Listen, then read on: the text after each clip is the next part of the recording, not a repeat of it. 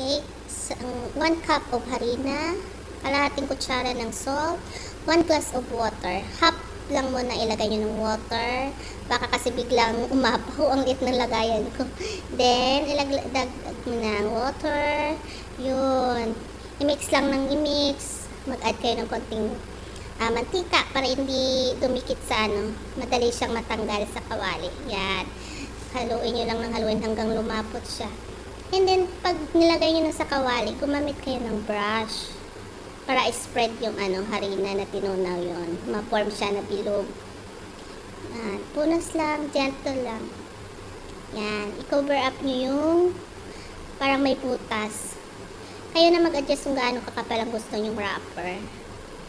Ganyan lang siya. Dati akala ko ang hirap gawin. Yan lang pala. 3 ingredients lang pala siya. Yan. Hayaan nyo lang siya.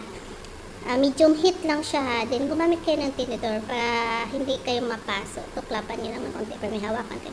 Ayan, ang lumpia wrapper natin. Thank you!